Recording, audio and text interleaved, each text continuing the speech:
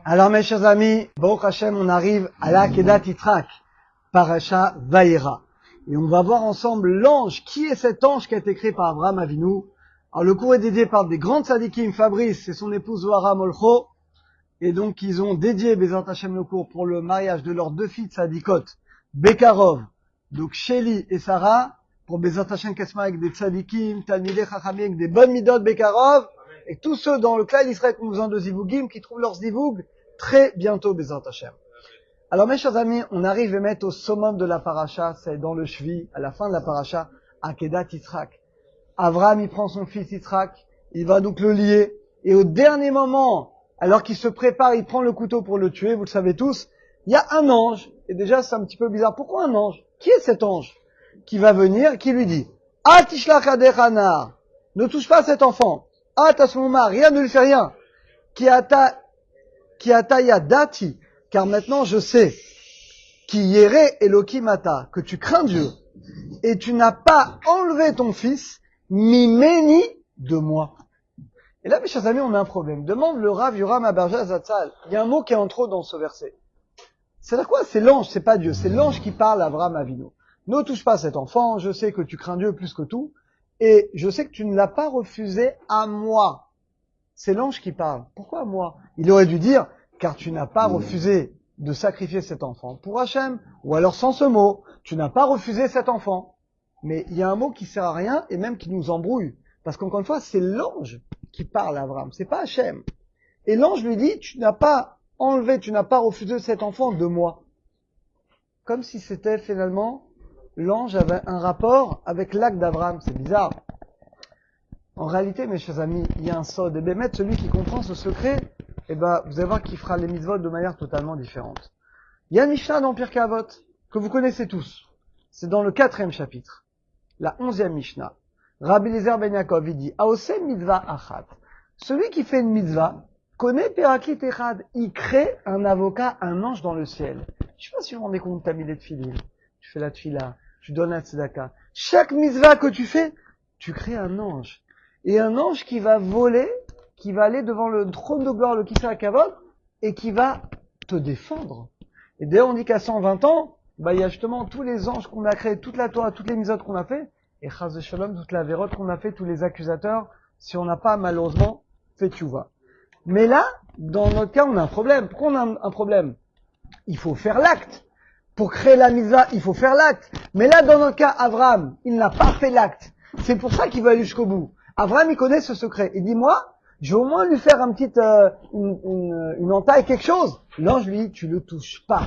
Il doit rester intact parce que ton fils, il est saint. Il y a une Gemara qui dit que celui qui veut faire une mitzvah, mais qu'à un cas de force majeure, on lui donne le mérite comme s'il a fait.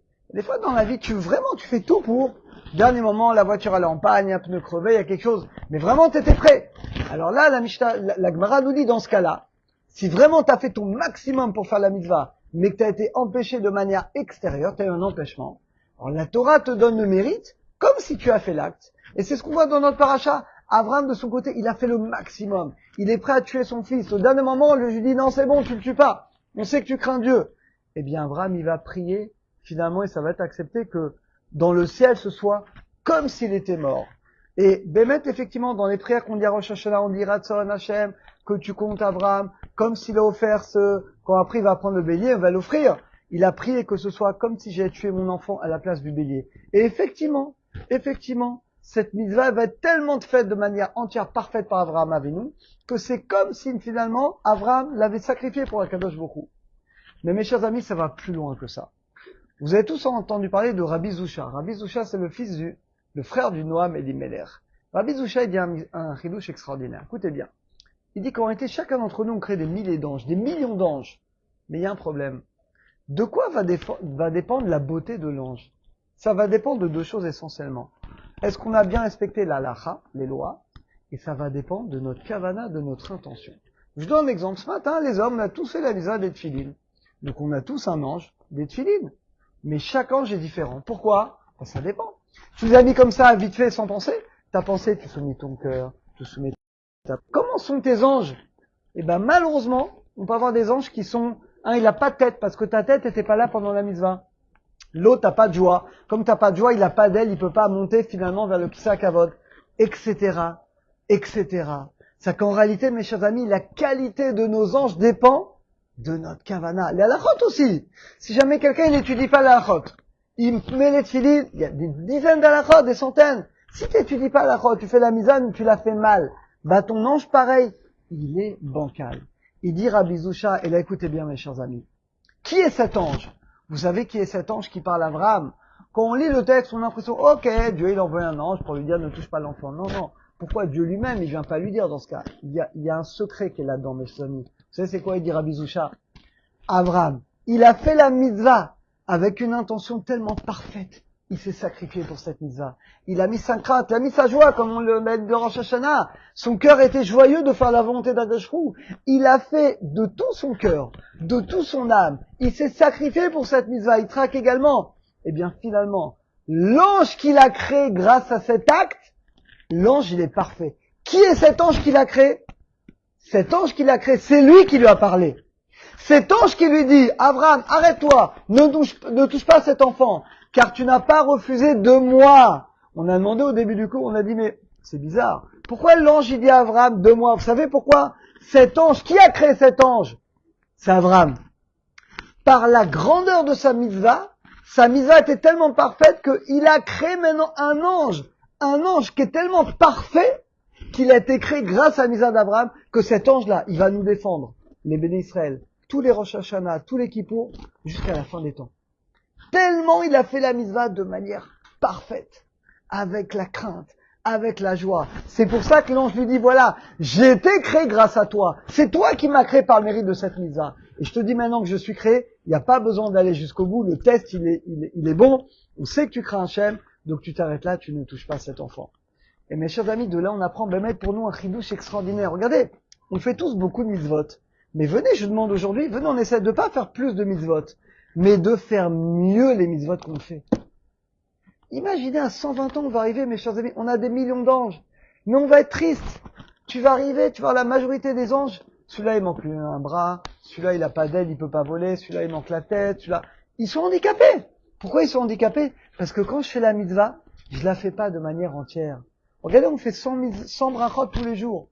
Donc tu as au moins tous les jours plus de 100 anges que tu crées juste avec ta bouche. Mais comment ils sont? Tu crois que c'est un ange ça? Tu crois que cet ange-là, il peut monter vers Akadosh Baruch Hu? Mes chers amis, ce qu'on apprend de cette paracha, apprenons à partir d'aujourd'hui toutes les mitzvot qu'on fait, depuis le matin jusqu'au soir. On va travailler notre kavana. On va travailler d'abord l'halakha, de connaître l'halakha, donc de le faire bien. Également, de travailler notre intention, de le faire avec la joie, de le faire avec la crainte, d'être vraiment heureux de servir que je fous. Quand tu fais une mitzvah comme ça avec l'amour et la crainte, eh bien ton ange, il a des ailes. Et comme il a des ailes, il peut monter au Kissa Kavod et te défendre devant un Kadosh Baruch Hu. Mais tu fais les mitzvot, tu les bacs par routine, t'es venu, tac, tac, à la tfila, ok, j'enlève mes têtes, tac, tac, tu fais les mitzvot sans cœur, sans joie. T'as craint un ange, t'as fait la mitzvah. Mais ton ange, il est bancal, il est handicapé. Il a même pas les forces de te défendre. Alors c'est ça qu'on apprend, mes chers amis d'Abraham Avinu, qu'Hachem Bémet nous donne, et Bémet, c'est une histoire de quelques secondes. Quelques secondes avant chaque mitzvah, on s'arrête, on ferme les yeux. Là, on va étudier la Torah. On pense, je fais la mitzvah d'étude de la Torah, je me lis à quelque chose, je remercie Hachem. Là, je fais les tefilines, quelques secondes. Je soumets mon cœur, je me lis à quelque chose. Chaque mitzvah qu'on fait, on s'arrête quelques secondes et on se concentre dans notre tête. Par ce mérite, on méritera que chacun d'entre nous, on a des millions d'anges, mais des anges qui sont parfaits, comme Abraham. Des anges qui ont des ailes, des anges qui peuvent voler, nous défendre, nous, et tout le clan Israël. Shabbat Shalom à tous.